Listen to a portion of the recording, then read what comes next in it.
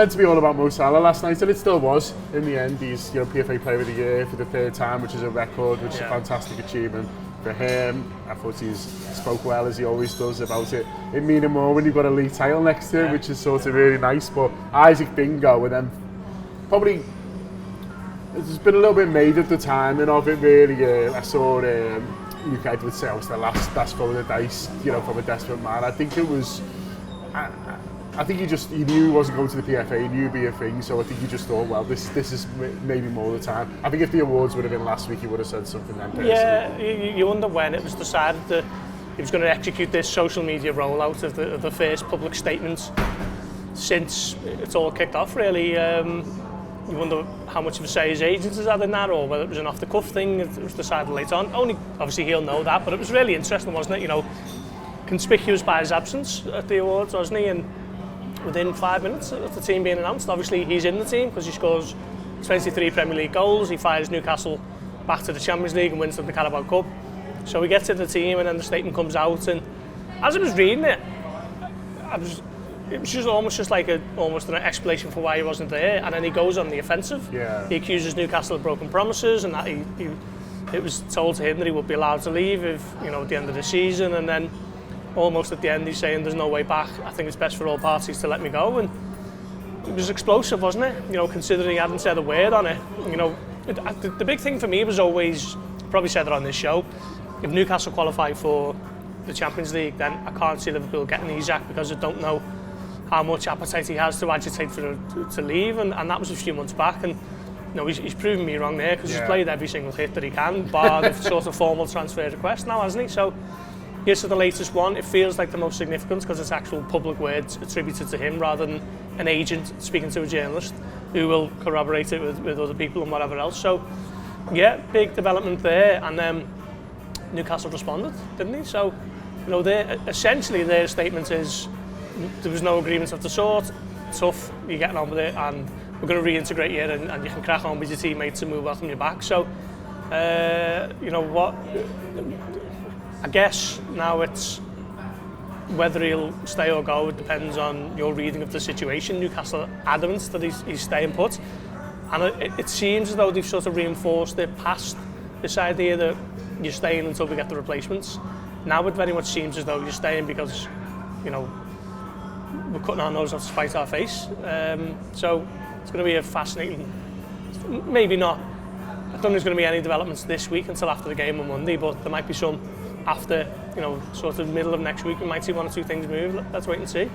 Yeah, it is going to be really interesting, isn't it, to see if there are more developments. You do feel like there is more twists and turns in this, and I don't think that's just, the idea of, wishful thinking because I'm a Liverpool fan. I think, we in the past when they've played out before, there's been strong statements even from Liverpool Football Club. Someone tweeted the Coutinho statement that we made saying he wasn't for sale, and then by the end of the window, he by the January actually he was sort of gone on that. So, there's maybe a January move here, but it does feel like Newcastle are still looking forwards, and that is the thing. And they might say, well, we needed one anyway, but other names sort of have been mentioned, and so they talked about conditions being met, and they now don't anticipate those conditions being met. And people have thought, well, is that the players coming in, or is it that what fee will Liverpool paid? I think it's probably both. Yeah. But I think Liverpool are obviously waiting for that first one because they don't want to start negotiating before it, because Newcastle haven't shown their willingness to. But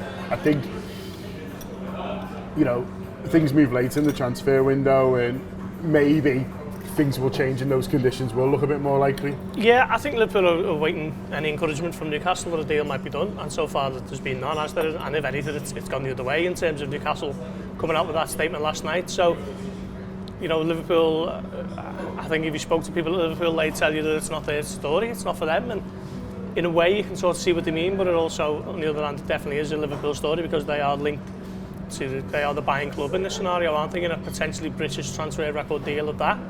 So, yeah, I think we're no further along in terms of Newcastle looking to replace him, and if anything, I was just saying off camera that it feels to me as though they think that whoever they get in to replace Isak is not as good as Isak. So, would it be more beneficial to them to keep him and then back themselves to sort of put an arm around the shoulder, bring them back into the fold and get them fit and firing again. And you know, all can be forgotten if you start sticking the ball in the back of the net. So they're not going to be able to buy a better player than him.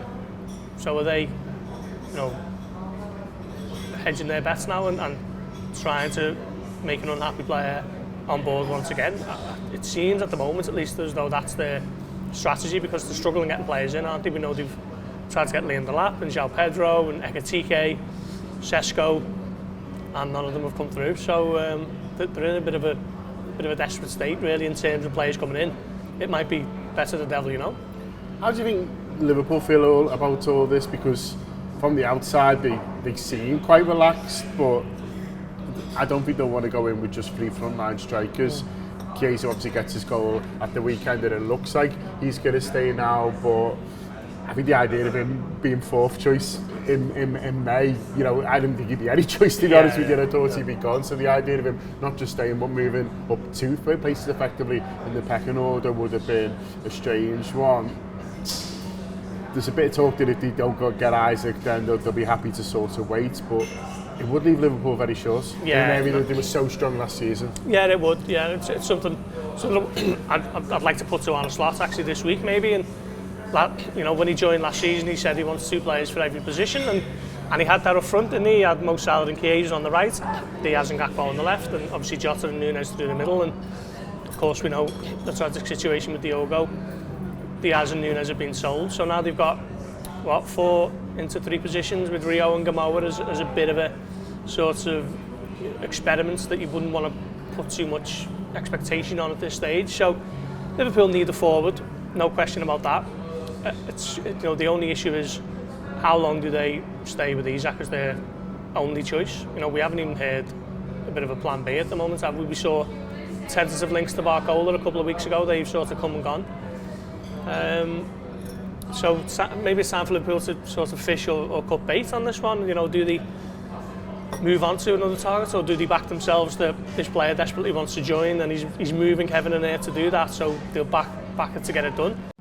I hope you're enjoying this free show at the moment. Loads of excellent, exciting stuff on the Anfield app. If you want to be part of the whole thing, you can download the Anfield app and go from there.